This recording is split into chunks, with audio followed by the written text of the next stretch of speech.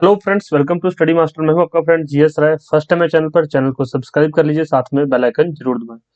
चलिए फ्रेंड्स, आज का जो हमारा नेक्स्ट लेक्चर है ये है एनवायरनमेंट से रिलेटेड, जिसको कि पर्यावरण बोलते हैं। एनवायरनमेंट से रिलेटेड हर एक एग्जाम में आपसे 4 या 5 क्वेश्चन जरूर पूछे जाते हैं। और अगर आप बात करें यूपीएससी आईएएस की, तो उसके अंदर 25 से लेकर 30 क्वेश्चन जो है एनवायरनमेंट से पूछ लिए जाते हैं। इसका क्या कारण है 25 से 30 क्वेश्चन पूछने का? इसका कारण ये रहता है फ्रेंड्स कि जो आईएएस का एग्जाम होता है ये इंडियन फॉरेस्ट सर्विसेज के लिए भी कंबाइंड होता है। जो यूपीएससी का प्री होता है वो इंडियन फॉरेस्ट सर्विसेज का भी बिल्कुल एक ही टेस्ट होता है। तो जो कंबाइंड होता है उसके अंदर जो 25 से 30 क्वेश्चन जो ये है एनवायरनमेंट से डाल देते हैं, ताकि उनको भी टेस्ट किया जा सके। तो अगर आप लोग यूपीएससी की प्रिपरेशन कर रहे हैं तो भी ये लेक्चर आपके लिए फायदेमंद है। अगर आप लोग पीसीएस की, स्टेट पीसीएस, एचसीएस या फिर जो यूपी पीसीएस किसी भी एग्जाम की तैयारी कर रहे हैं, तो 5 से लेकर 10 क्वेश्चन जो एनवायरनमेंट से आपको जरूर मिलेंगे। तो उनकी प्रैक्टिस मैं यहाँ आपको करवाऊंगा। फिर भी कोई डाउट बचे तो आप लोग नीचे कमेंट करके पूछ सकते हैं। इसके अलावा जो आपको history, polity, economy, geography, science सभी तरह की वीडियोस डेली मिल रही हैं। डेली यहाँ पर 10 बजे एक लेक्चर अपलोड किया जाता है, तो आप लोग जरूर देखिए, आपको हर एक लेक्चर का फायदा मिलेगा। दिन में 2 से 3 लेक्चर अपलोड होते हैं, जिसके अंदर आपको इंपॉर्टेंट क्वेश्चन, इंपॉर्टेंट टॉपिक और कुछ सिलेबस का भी पार्ट करवाया जाता है। चलिए, इसके अलावा कुछ भी आपको पूछना हो तो कमेंट कीजिए, नहीं तो डिस्क्रिप्शन बॉक्स नीचे दिया गया है। डिस्क्रिप्शन बॉक्स में बहुत सारी चीजें दी गई हैं, आप लोग वो भी एक बार चेक कर सकते हैं। चलिए फर्स्ट क्वेश्चन शुरू करते हैं। निम्नलिखित कथनों पर विचार कीजिए। नीचे 2 कथन दिए गए, इन पर हमें विचार करना है और उसके बाद पूछा गया कि ये कथन सत्य है या फिर असत्य कथन है। चलिए, पर्यावरण जैविक और अजैविक घटकों का सम्मिश्रण होता है। तो जो पर्यावरण होता है वो जैविक, बायोटिक और अबायोटिक घटकों का सम्मिश्रण होता है। तो बिल्कुल ठीक है, पहला ऑप्शन यहाँ पर बिल्कुल सही है। पर्यावरण के यह घटक सदैव स्थिर रहते हैं। तो पर्यावरण के ये जो कंपोनेंट्स हैं ये ऑलवेज कांस्टेंट रहते हैं, तो बिल्कुल गलत है। ये वेरी करते रहते हैं। तो राइट आंसर क्या है? सत्य सिर्फ ए है, तो सही उत्तर क्या हो जाएगा? ए। ओके, नेक्स्ट क्वेश्चन देखिए यहाँ पर। निम्नलिखित कथनों पर विचार कीजिए। पृथ्वी पर जल की कुल मात्रा समान रहती है, लेकिन इसका रूप परिवर्तित होता है। पृथ्वी पर जल की कुल मात्रा समान रहती है, लेकिन इसका रूप परिवर्तित होता है। दूसरा देखिए ऑप्शन। जल के अंदर ऑक्सीजन की पूर्ति का नियंत्रण केवल जलीय पौधों के प्रकाश संश्लेषण से उत्पन्न गैसों के विसर्जन द्वारा होता है। तो यहाँ पर 2 ऑप्शन हैं, इसमें पूछा गया कि सत्य ऑप्शन कौन सा है।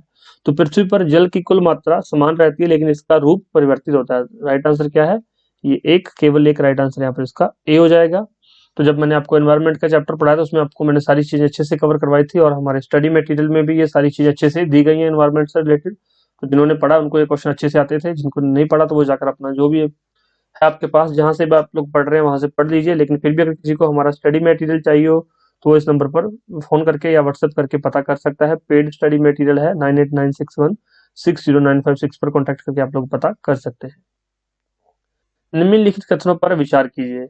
हरे पौधे अपना आहार समय तैयार कर लेते हैं, अतः वे सब पोषित कहलाते हैं। तो बिल्कुल आपको पता है कि जो हरे पौधे हैं वो अपना जो खाना है वो खुद तैयार करते हैं।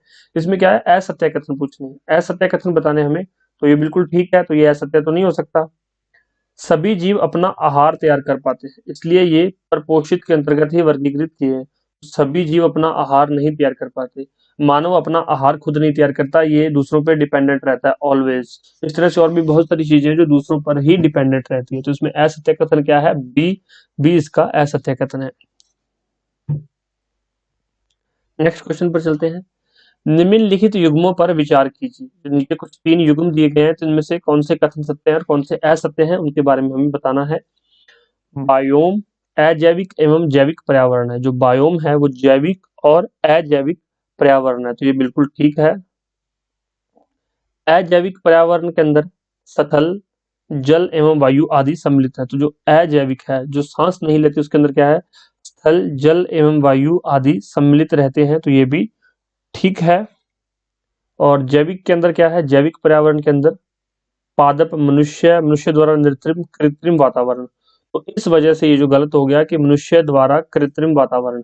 अदरवाइज पादप मनुष्य और मनुष्य हो जाता तो ये ठीक था, लेकिन ये मनुष्य द्वारा निर्मित कृत्रिम वातावरण के कारण ये ऑप्शन गलत हो गया। तो राइट आंसर क्या है? सी। सत्य कथन 2 ही है। नेक्स्ट क्वेश्चन पर चलते हैं। निम्नलिखित कथनों पर विचार कीजिए। कुछ यहाँ पर 3 कथन दिए गए हैं, इसमें हम विचार करेंगे। देखिए, इसको पढ़ते हैं पहले क्या कुछ लिखा हुआ है, और इसमें बताना क्या है, कौन से कथन सत्य है। हमें सत्य कथन बताने हैं, सिर्फ और सिर्फ सत्य कथन। इसके बारे में हम चर्चा करते हैं। वेद ऋष्य स्पेक्ट्रम वेद ऋष्य स्पेक्ट्रम जिनका तरंग दैर्घ्य 400 से 700 नैनोमीटर होता है, प्रकाश संश्लेषी क्रिया विकिरण कहलाते हैं। तो वेद ऋष्य स्पेक्ट्रम जिनका तरंग दैर्घ्य 400 से 700 नैनोमीटर होता है, प्रकाश संश्लेषी क्रिया विकिरण कहलाते हैं। तो ये बिल्कुल ठीक है। ये पराबैंगनी किरणों में यूवीए, यूवीबी और यूवीसी से ज्यादा हानिकारक होते हैं, तो नहीं, ये गलत है। क्षोभ मंडल में अवस्थित ओजोन परत द्वारा पराबैंगनी विकिरण का अवशोषण होता है। तो कौन से कथन सत्य पूछे गए हैं? तो ये राइट आंसर क्या है इसमें? राइट आंसर सिर्फ एक है, तो ये हो गया सी। राइट आंसर सी रहेगा, सिर्फ और सिर्फ एक सत्य है, बाकी तीनों, ये बाकी दोनों गलत हैं। निम्नलिखित कथनों पर विचार कीजिए।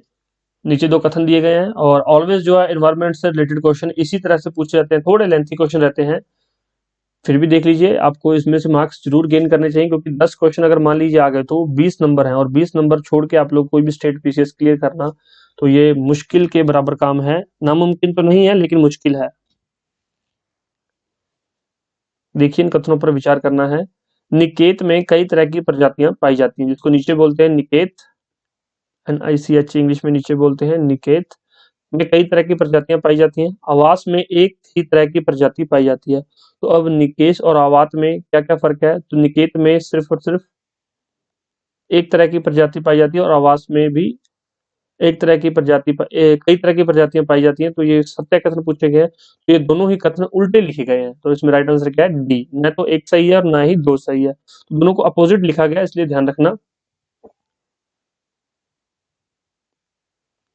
निम्नलिखित कथनों पर विचार कीजिए। प्रकाश पौधों और जीवों दोनों की जनन प्रक्रिया को प्रभावित करता है। तो जो प्रकाश है वो पौधों और जीवों दोनों की जनन प्रक्रिया को प्रभावित करता है। नेक्स्ट क्वेश्चन देखिए, ये बिल्कुल ठीक कथन है, ध्यान रखना।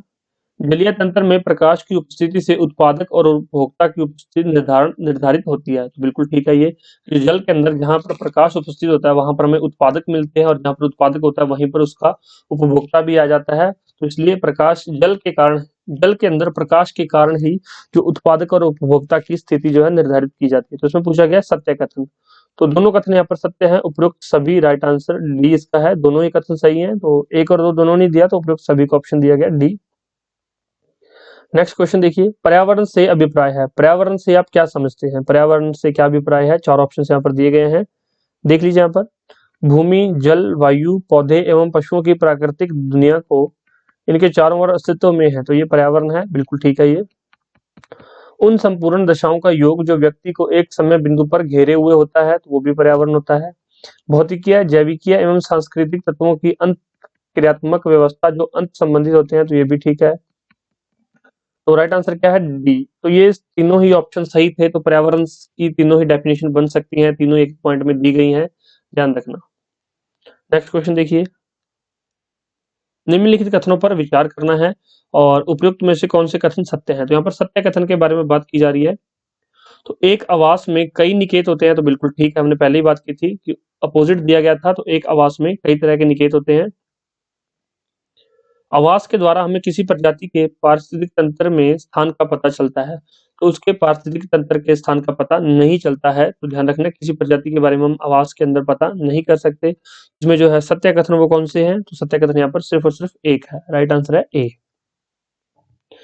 निम्न कथनों पर विचार कीजिए। पौधे जैविक संगठकों में सर्वाधिक महत्वपूर्ण होते हैं क्योंकि वे जैविक पदार्थों का निर्माण करते हैं। क्वेश्चन दोबारा से पढ़ते हैं, पहली स्टेटमेंट।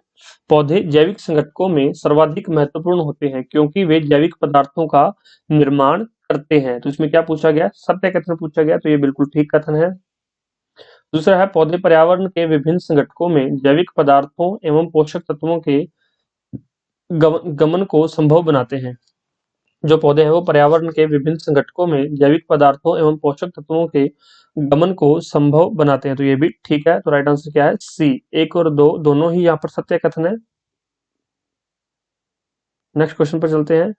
तो ये कुछ क्वेश्चन यहाँ पर मुख्य परीक्षा से भी लिए गए हैं, लेकिन अभी आप एक बार प्रीलिम्स की प्रिपरेशन कर रहे हैं, तो आप एक बार प्रीलिम्स क्वालिफाई कर लीजिए, और एक बार प्रीलिम्स का एग्जाम हो जाए, उसके बाद मैं आपको जहाँ पर जो है डेली मेंस के क्वेश्चन करवाया करूंगा। मेंस के क्वेश्चन को किस तरह से लिखना है, क्या क्या आंसर के प्रोस्पेक्टिव आपको टच करने हैं, आपके आंसर में कम शब्दों में आप सही आंसर किस तरह से लिख पाएंगे, और आपको जो है मैक्सिमम मार्क्स कैसे मिलेंगे, तो वो सारी चीजें, या फिर एग्जामिनर जब एग्जाम चेक करता है तो कौन कौन से पॉइंट एग्जाम के पेपर के अंदर ढूंढता है कि क्या बच्चे ने ये लिखा है, क्या बच्चे ने ये लिखा है। अगर आपने वो लिखा तो आपको मार्क्स ज्यादा मिलेंगे, अगर आप वही पॉइंट मिस कर गए तो आपके थोड़े मार्क्स कम होने के चांसेस हैं। तो वो हम बाद में बात करेंगे। एक बार एक प्रीलिम्स के क्वेश्चन यहाँ पर करवाए जा रहे हैं, प्रीलिम्स के बाद मेंस का बैच भी शुरू करेंगे, या फिर कुछ एक दिनों बाद आपको मेंस का भी एक एक क्वेश्चन साथ में देना मैं स्टार्ट करूंगा। तो जैसा आपको सही लगे नीचे कमेंट करके मुझे बता दीजिए, क्योंकि जिस तरह से आप पढ़ना चाहेंगे उस तरह से हम आपको पढ़ाएंगे। नेक्स्ट क्वेश्चन देखिए, निम्नलिखित में से किस एक को छोड़कर बाकी सभी देश की प्राकृतिक पूंजी में सम्मिलित किए गए हैं? तो देश की प्राकृतिक पूंजी में कौन कौन सी चीजें सम्मिलित की गई हैं? वन, जल, सड़कें और खनिज। तो यहाँ पर प्राकृतिक की बात हो रही है, प्राकृतिक। वन प्राकृतिक है, जल प्राकृतिक है, खनिज प्राकृतिक है, लेकिन सड़कें तो मैन मेड है, ये प्राकृतिक कहाँ से आ गई? तो राइट आंसर क्या है? सी। बिल्कुल सिंपल सा क्वेश्चन था। विश्व पर्यावरण दिवस कब मनाया जाता है? तो विश्व पर्यावरण दिवस कब मनाया जाता है? 5 जून को। चलिए, योग दिवस कब मनाया जाता है ये बता दीजिए, योग दिवस कब मनाया जाता है? इसमें से एक वर्ल्ड एड्स डे भी है, वो कौन सा है बताइए? World AIDS day. तो इन दोनों क्वेश्चन के आंसर फाइंड आउट कीजिए। अब आप पूछे कि सर आप हमें कमेंट करने के लिए बोल देते हो कि इसका आंसर फाइंड आउट करो। कमेंट करने के लिए बोलता हूँ, आप कमेंट कर भी सकते हो, आपका नहीं मन कर रहा कमेंट करने का मत कीजिए। कमेंट करोगे तो आपको चीजें याद रहेंगी, किसी दूसरे को भी पता चल जाएगा, उसकी हेल्प हो जाएगी। नहीं तो वर्ल्ड एड्स डे खुद पता कर लो, ताकि कहीं एग्जाम में आ जाए तो आपको पता होना चाहिए कि सर ने कहा था वर्ल्ड एड्स डे भी पूछा जाता है, योग दिवस भी पूछा जाता है। ये क्वेश्चन पूछा जाता है, इसलिए मैं आपको यहाँ पर कह देता हूँ कि इसका आंसर देख के कमेंट कर दो, क्योंकि इधर उधर से फाइंड आउट करके आप कमेंट भी कर सकते हो, नहीं तो खुद पढ़ के रख लो, आपका फायदा हो जाएगा। विश्व पर्यावरण दिवस 5 जून को मनाया जाता है, तो राइट आंसर है बी। नेक्स्ट क्वेश्चन पर चलते हैं हम यहाँ पर, निम्नलिखित में से किस एक संबंध का पर्यावरणीय सुरक्षा से नहीं है? तो नीचे जो 4 चीजें दी गई उसमें एक का संबंध पर्यावरण की सुरक्षा से नहीं है, तो देख लीजिए। धारणीय विकास का तो हमने ये पढ़ा था, जो हमने इकोनॉमी का लेक्चर किया था उसमें बताया था कि जो धारणीय विकास है उसका जो सारा संबंध पर्यावरण से है। गरीबी कम करने से, वातानुकूलन से, कागज के थैलों से। तो एसी से हमारा जो पर्यावरण खराब हो रहा है, और कागज के थैलों का प्रयोग करने से भी जो हमारा पर्यावरण ठीक हो रहा है। तो गरीबी कम करना या बढ़ाना, इससे हमारा पर्यावरण का कोई लेना देना नहीं है। गरीबी ज्यादा है कम है, वो पर्यावरण पे उसका कोई इफेक्ट नहीं है। राइट आंसर क्या है? बी। नेक्स्ट देखिए, इको मार्क उन भारतीय उत्पादों को दिया जाता है, तो कौन से भारतीय उत्पादों को इको मार्क दिया जाता है? देख लीजिए यहाँ पर 4 चीज दी गई हैं। तो इको मार्क, अब इको से क्या पता चल रहा है? Eco, eco friendly. तो इको फ्रेंडली क्या होता है? पर्यावरण के प्रति मैत्रीपूर्ण। तो जिसको इको मार्क मिला हो वो पर्यावरण के प्रति मैत्रीपूर्ण हो जाता है, इको फ्रेंडली हो जाता है। ठीक है, इको इकोनॉमी से नहीं लेके जाना कि आर्थिक दृष्टि से व्यवहार हो, तो ये गलत है, कंफ्यूज करने के लिए। इको फ्रेंडली को इको मार्क दिया जाता है। पर्यावरण संरक्षण के लिए ग्रीन आर्मी को किस देश ने प्रारंभ किया है? पर्यावरण संरक्षण के लिए ग्रीन आर्मी को किस देश ने प्रारंभ किया है? तो ग्रीन आर्मी पहली बार सुना होगा, शायद आप पहली बार सुन रहे हो, लेकिन ये ग्रीन आर्मी न्यूज के अंदर रहती है, ये काफी करंट अफेयर में भी एक्टिव रहता है ग्रीन आर्मी। तो ये ऑस्ट्रेलिया के अंदर इन्होंने सबसे पहले यहाँ पर लॉन्च किया था पर्यावरण संरक्षण के लिए। ग्रीन आर्मी के बारे में सबसे पहले ऑस्ट्रेलिया ने ये कॉन्सेप्ट दिया था। तो ये कुछ इंपॉर्टेंट क्वेश्चन थे। हमारा जो फर्स्ट चैप्टर है पर्यावरण का, ये यहाँ पर कंप्लीट हो गया। इससे 15 क्वेश्चन ही ये बनते हैं इंपॉर्टेंट, वो मैंने आपको करवा दिए हैं। लेकिन आप ये देखिए कि ये 15 क्वेश्चन, एक एक क्वेश्चन के अंदर 4-4 स्टेटमेंट है, तो ये काफी लेंथी रहा है। इसके बाद हम आपके लिए नेक्स्ट क्वेश्चन लेकर आएंगे, नेक्स्ट चैप्टर लेकर आएंगे इन्वायरमेंट का। और डेली आपको लेक्चर मिल रहा है ज्योग्राफी का, इकोनॉमी, हिस्ट्री, साइंस। तो डिस्क्रिप्शन बॉक्स में लिंक दिया गया है, इंपॉर्टेंट क्वेश्चन के नाम से एक लिंक है, तो वहां पर आप लोग देख सकते हैं। पुरानी वीडियोस जिन्होंने अभी तक नहीं देखी तो वो देख लीजिए। सारे क्वेश्चन वहां पर इस तरह से करवाए जा रहे अच्छी तरह से, ताकि आपको प्रीलिम्स में कोई भी परेशानी का सामना ना करना पड़े। और अगर आप कोई वनडे एग्जाम की तैयारी कर रहे हैं तो भी आपको ये क्वेश्चन पूरे फायदेमंद रहेंगे। HSSC के एग्जाम्स के लिए भी ये क्वेश्चन आपके फायदेमंद रहेंगे। किसी भी स्टेट से बिलोंग करते हैं आपको क्वेश्चन जरूर फायदा पहुंचाएगी। चलिए, thank you so much, take care, bye bye. Video को लाइक और शेयर जरूर कर दीजिए, टेलीग्राम ज्वाइन कर लीजिए, वहां पर फ्री ऑफ कॉस्ट काफी चीजें दी जाती हैं। सबसे पहले वहां पर सारे नोटिफिकेशन डाल दिए जाते हैं। और हमारी ऑफिशियल वेबसाइट है www.studymasterofficial.com। लिंक हमारा डिस्क्रिप्शन बॉक्स में दिया गया है, वहां से जाकर आप इसकी PDF भी डाउनलोड कर सकते हैं। चलिए, थैंक यू सो मच, मिलते हैं नेक्स्ट लेक्चर के अंदर। धन्यवाद।